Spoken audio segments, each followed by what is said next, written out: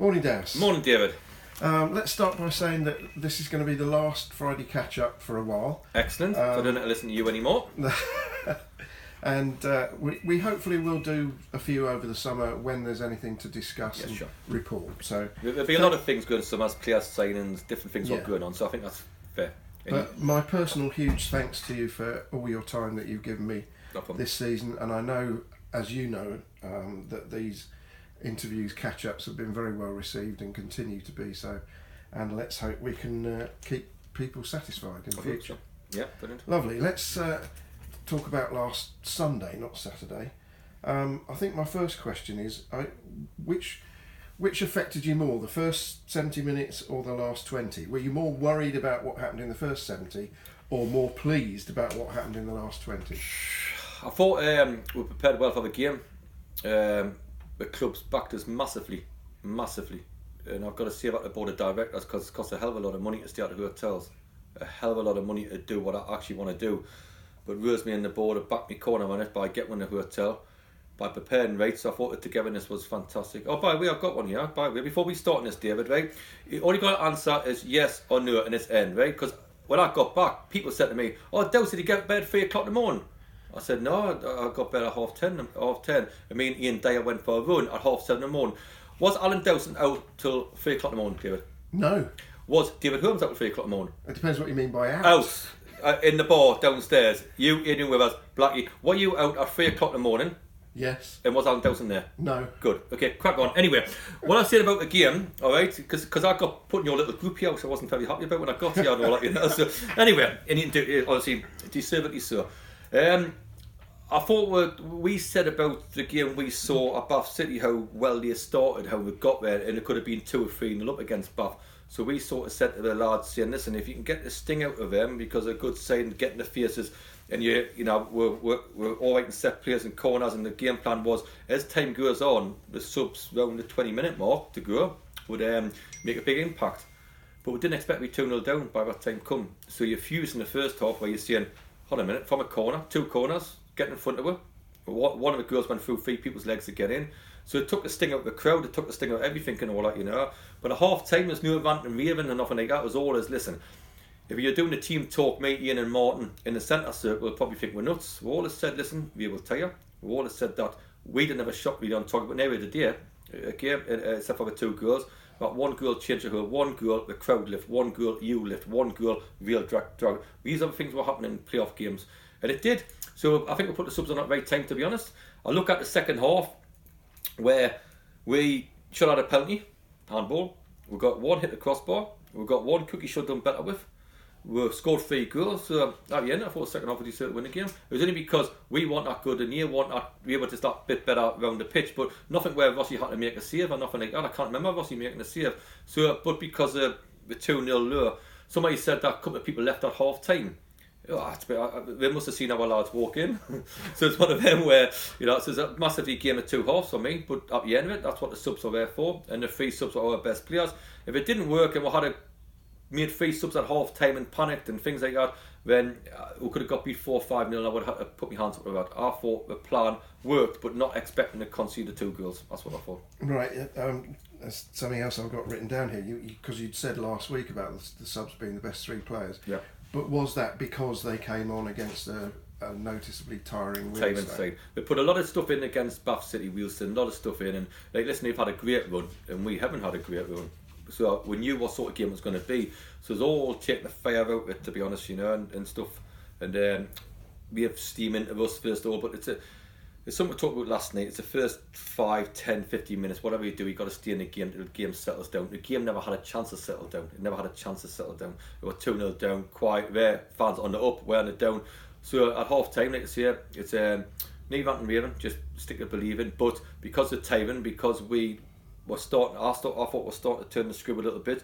And that when you start to turn the screw, you play with a little bit more confidence, and that's the right time to put the subs on to go again. I thought all 3 subs were excellent. I thought Kane Fan was excellent. One tackling in there. I thought Heidi getting in there to finish. That's what he's there for. And obviously Hodgie, I thought changed the game massively, which he can't do. So does that mean you've got big selection problems? Yeah. I got more than I had last week. Yeah. Last night in training, we changed the team around 2 or 3 times. I thought one thing we might have got wrong is it was very structured last week. Well, that's what we're working on. That's a team. That's what I know. We'll go to a hotel. Everybody knows what they're doing. I've changed it this week because there's two. I don't think it'll be the same team, to be honest. So there's 2 or 3 positions we can change. It's important that players know that because it's been like, let's go, and I thought it was a bit too much like that. So this week is some probables. There's some people who might not. There's maybe a couple of shocks as well. That's what we judged on the playoffs. We want to win them. So the last 20 minutes when you changed it to 2 up front. Are you likely to do that again as a change or from the start? Yeah, things we've been talking about. We play 4-4-2, do a match them, do go a different way. We worked on a few things last night in training. We've talked about their strengths and weaknesses. We've talked about our strengths and weaknesses. So everybody's got a part to play, that's for certain, including the crowd. We talked about the crowd last night. Okay, I had it when I was at Bradford City. I got booed at 13,000 people. It's not nice. And every now and again, when you're 2-0 down, you're all going to get shouts. That's natural thing to happen. Every now and again, I shout back and take the pressure off the players. Doesn't have to be Moynihan's corner. I get on right with Moynihan's corner, believe it or not. I get one of them, and every now and again, so they're fine them. But it's a natural thing to have at a big club who expects. But take the screw out of it. You're not telling me the supporters never won the game for me. I'm looking at the subs, but the best sub I had was the supporters. Mm-hmm. The best sub I had out of everybody was the fans. We won with the game. I'm not trying to take any away from the 3 subs. Yes, the 3 subs, but the best sub out of the lot was the supporters. So it's like putting them on for the last 20 minutes. So if you put blinking 3,000 people, it could be 4,000 or 5,000 people more, and you give that lift to them, it lifts everybody. What we didn't do is give them something to shout about at the start because we're 2-0 down after 15 minutes. But if you look at the last 15 minutes, what the supporters done for us and how they sucked the ball in the back of the net, there's only going to be one winner. Now that wouldn't have happened if there was 200 people here. It happened because we're behind the goal, the lift, the crowd, and that's what we've got to tap into. But we're only going to tap into that if we show effort and desire in the first 15 rather than the last 15. You're going to get your mourners. The bigger your club you get, you're going to get your shouts. And if you go on this Twitter stuff and go on the social media stuff, if you read it, he said that. Well, if you read it, you're daft. You've got to come, and the only thing we can do is try to get understanding for fans. If we give everything, we'll be on our side. If they're on our side, we can help win the game. And I think that was the biggest thing. So I thought we were the biggest pluses. I'm a bit hesitant to ask this, but I will anyway. Did we win the toss and get turned round, or did they win the toss and turn us round? Because we've been playing the other way round for most recent games. I see it play. Don't worry, some people like to kick that way, some people like to kick that in. Supporters will want to say, well, look, the atmosphere there. In fact, I always say to Casey, players, it's not really my choice. I'll always have every now and again I might have a word and say, listen, the wind here, blah blah. It's got to be what we feel on the day. The players, it's no good me saying this for. We call it superstitions, don't we? It's not good having a superstition what way you kick, because that means everybody might say, I'll tell you what, you turn it around and players on focus. Just do what you think's best on the day. I believe that we won the toss, I think, and all that, and that's what to do. If Casey wins the toss, you might say we'll go the same way. It's up to the players what they want to do, so he usually makes his own mind up, to be honest. Sure. Unless it's like a win and I'll say, listen, I've looked on me up or whatever and said, listen, the win's going to get worse or rain's going to come in. You may have a chat about it then, but I thought, whatever it was great. It's it's good kicking around there because they sing a lot, but the atmosphere there was unbelievable in the second half. Well, I was going to say that there has to be something to be said for kicking towards 2,000 people. Yeah. In the second half, all 5 goals were scored at that end. At the end, because the Wealdstone supporters were great, weren't they? Oh, fantastic! And they were making a lot of noise first half, and their team scored at that end, and then we scored at that end. Sure. But I just think it's how the game went, to be honest. I do. But the Wilson fans were great as well. But if you start thinking, if we lost the toss or went the other way, and people start thinking, it's cobblers, man. People saying it. Somebody said, it's like a few years ago. I think when Hill got promotion, it's the same signs, if you like, and all that, or whatever. But it's never like that. Everything's different, man. You're prepared to. People say you want exactly the same rooms at the hotel. You want exactly the same. We trained here last Thursday. We didn't train here this Thursday. Different games get different things. So we get wrapped up in this superstition stuff. I think superstition people are nuts. I really do. I think I've got a mental illness. I really do. I really do. Because what's the point in having that? Well, I can knock that question off my list, and because I've actually got it written down here. Your superstitions. I don't do it either. But you just stay in the bar at 3 o'clock. That's your superstition, David. Stay in the bar on the weird trips at 3 o'clock in the morning. What a good superstition to have. I've actually been wondering the last week whether I should have some superstitions. What's the point in having them? Well, no, I don't have any generally. I think the nuts, man. These people, they're nuts and all that. They're thinking, God, tie me shit, I've got to take me top off and all that, and stuff like that. affecting me mentally. Just can't win a game of football. That's what we're here for. So sometimes I wear boots in the dugout. Sometimes I wear, different trainers and all that. And people say, you don't want to wear the same ones as last week. So you never did anything as a player like putting the left sock on first and Never. no routine. I never like have a that. routine at all, but some players do, and I had to take a mick out a little bit, to be honest. I did, but if that's what it is, and that's what it is, and that's what these people want to do, let them do it. So, yeah, if it makes them feel better. if it makes them feel better themselves, they do it. And some people want to lead out in different areas and all that, or they want this number. That's what gets us a little bit like, oh, he was 4 last week, so he's got to be 4 this week. And I've had players come to me and say, oh, can I wear 9? Are you sure? You know what I mean? That happened last weekend, didn't it? Probably I was doing a number. It did. Did it? I know it did. Yeah. Who with? You're You're not going to see it. Say. Okay, let's talk about a fake lot more, dear. You'll tell us then, won't you? No. Well, if that's what's happening, we've had to change the number. That's what we've had to do, but not for me. Like I write the numbers down and whatever, and put it in, and we name a team and all the rest of it. But I want to wear 12. I want to wear 3. I want to wear whatever. It doesn't wash with me, to be honest. Okay. Did you speak to Bobby Wilkinson at all afterwards? I think just, sure, just yeah. wondered how he reacted. He was devastated, so I wanted to spend some time with him and make sure he's all right. The last 20 minutes, I think he always thought that we'd get one, the bombardment would come. It's only confidence. That's all it is, confidence. So he took a 2-0 lead. But after that, we never had a shot in talking every day. It was just one. I went to watch the game over a weekend. I went to watch a couple of these playoff games, and they're not really exciting affairs because everybody knows what the outcome could be. But ours was no different. It was a scrappy affair and all the rest of it. It was only a 2-0 scoreline. But obviously last 20 was different. But the bottom line is he was down. Obviously, he's done well there this season. He has, just like we have. But the eggs are eggs, and people can't say it's not the right final. Because the champions won it deservedly so. Yeah. We finished second, they finished third. So Steve King's done a great job down there. So you can't see that it's not the right final because that's what the table said. Second against third, it's a right final. Yeah. So, just hopefully we'll win it. So speaking of that, Welling, of course, were playing at the same time as us last week. So clearly you weren't able to attend. So did you have someone watching that game for you? Had somebody watching, and obviously Ian gets it on his laptop as well, watches the whole game and studies it on there. So usually comes in on a Thursday and it'll be exactly how we have played there and exactly what free kicks and corners are done, and we go on a training ground there and work on what we can do about it. So that's how it works. So yes, we know all about them. Right, okay. What will be on Sunday, so let's leave that for now. I wondered 2 things about the whole season. What do you think was the single best decision you've made all season? Signing Casey. Okay, simple as that. Yeah. Right. Because we talked about his role the other week, where, as I said, you expect rather more from a captain than just tossing a coin. Yeah, I know. Just always give with this year and all that. Most enjoyable time. It's like take the 20 minutes out. Was probably that, or the Swindon game. Yeah. The horrible times. You got the Concord game and the Wheelston game, really. I was more interested actually in decisions that you made that actually affected something. So selecting or opting to sign Casey, that's a decision. That's a good answer. Yeah, sure. Mm-hmm. I mean, we can all pick highlights, but it's things that you've had a direct influence over. Yeah. So if that was the best thing you did, what's the worst mistake you made? Getting you on a weird trip. Apart from that. I've made a few clangers as well. I'm trying to think of one. I've made a few clangers. The worst thing.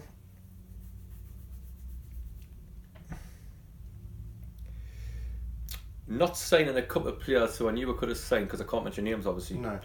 When I could have done. And looking at the hindsight, it's a big word. And I could have had a big hitter down here who went somewhere else, because at the time the players were doing very, very well before the FA Cup game. And I never signed a player who I thought would have made all the difference. That's the worst thing I've done. Okay. I think I was poor by me, to be honest. All right. The team of the season for this league is going to be announced at 2:00 today. Yeah. Who do you think have been the standout players from other clubs? Because I know it's part of the rules that you're not allowed to vote for anyone from your own club. You put the Reeds down the world from Torquay. You can't knock that. The bloke who scores that many goals, and Gary Johnson should get manager of the season and all, because he's up there and all that, and he's done it, and great, a big kid, Wall at Concord. I think he's been excellent. They whacking a few people about. What he's done down here, I think he's been very good.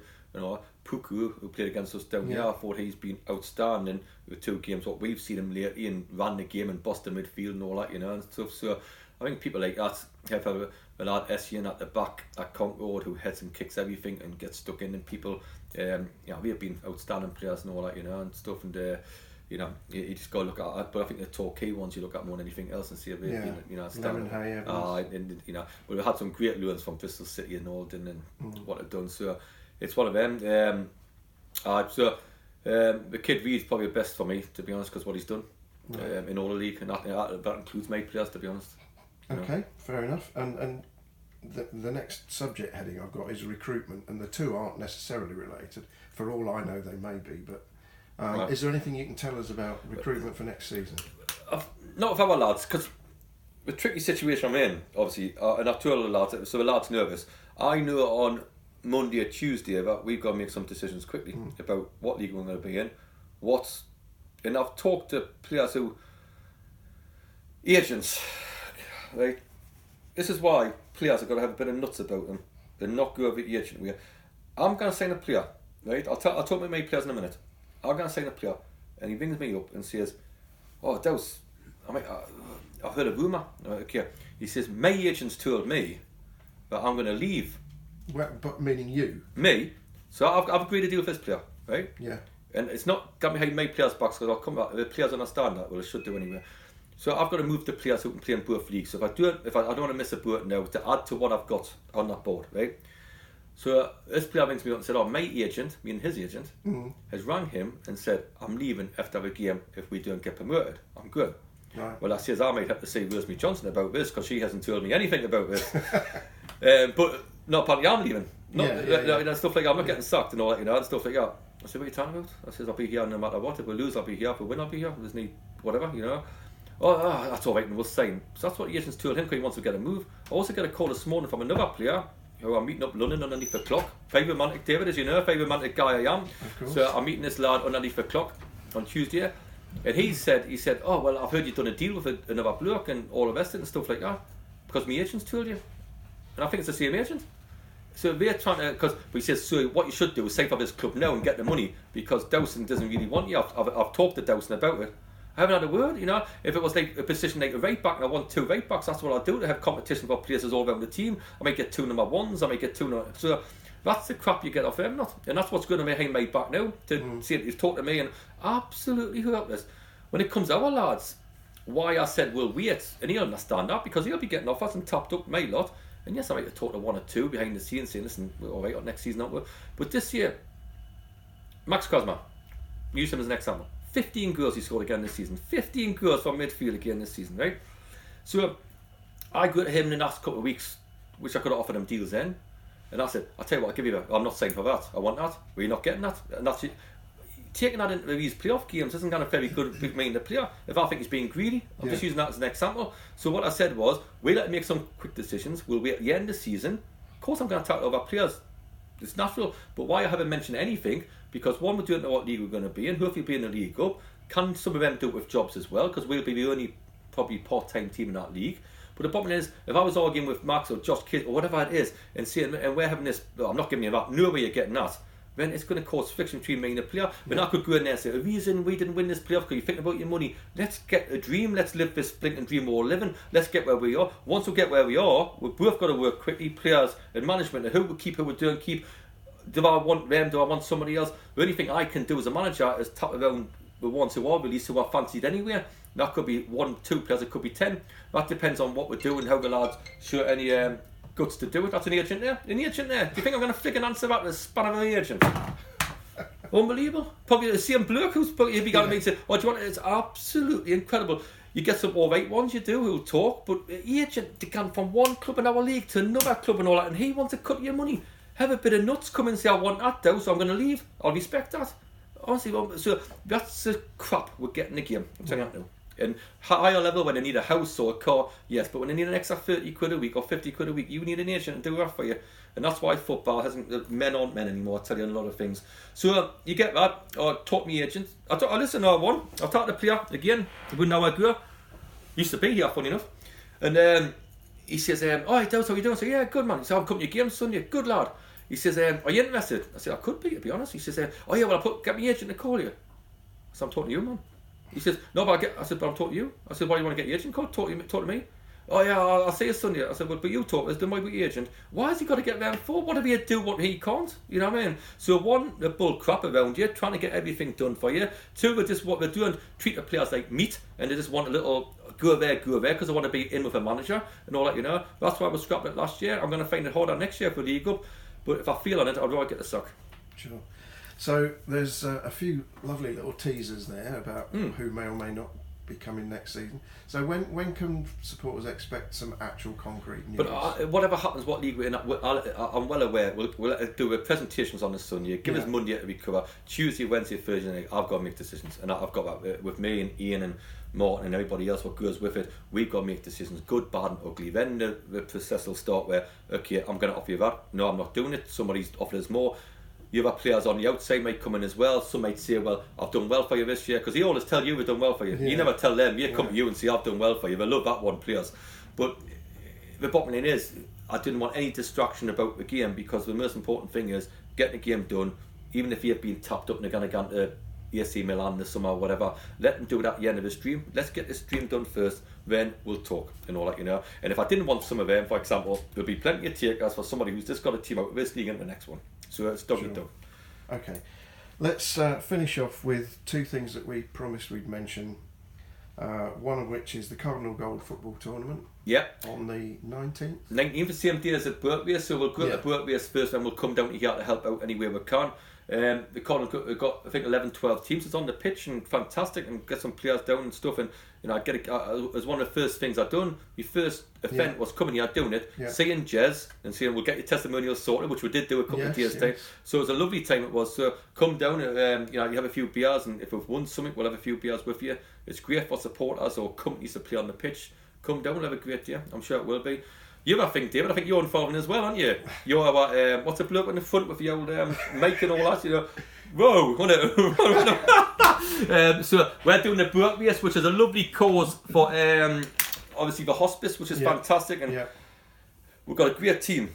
You know what I mean? So we've got yourself, we've got Adrian, we've got Blackie, brilliant. He'll be supplying the Dave Curtis, who can't even see more than 20 yards and all that, you know, and stuff like that. Daniel got Daniel. He'll be the brains behind it. You've got yourself and all that, you know. You've got Malcolm, who'll have a skin in by then. Yes. What was it? Paul, whatever his name is. The other kit man. Paul, the two kit men. Yes. Paul. We've got. So I'm not the biggest in the boat then. I think it's a 50-50. No, you're not. You're not. Paul, Malcolm with your skinhead, whoever you at the time. I'll tell you what. Is anybody else? No. Marie and all them. Ian's going to do it, Diane's going to do it, alright. Cool. So, but we'll have a right crack on that, but I just imagine everybody run off and we're going in the flicking circle, especially if you're in charge of it, David. And so listen, we'll have a good little team, and then we'll look forward to that. We'll do that, we'll have a crack, we'll come down here and have some beers and have a bit of time and have a good crack with the supporters as well. So it's a two-way thing. It's happening on the same day, but that's life, because this thing happened a while ago and we said we'd do it. You know, sponsoring it. Yeah. Alright, so the only thing I've got to say is just reminders on here.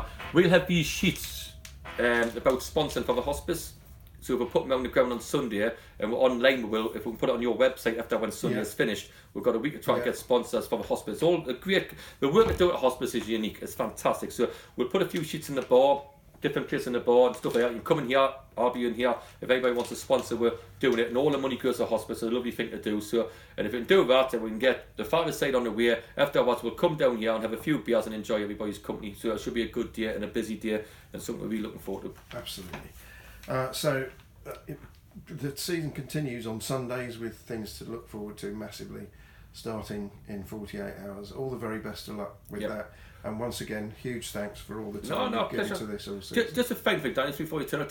And I've had a pleasure talking to you, but I've loved it. And Daniel and all the help. And I like the supporters and know what we're doing, so keep a belief if you can. But did you make breakfast last Sunday morning, David? Because yes or no before we sign off? No. Good lad. Anyway, man, I cut it, Daniel. Let's go. Well done. See you next week.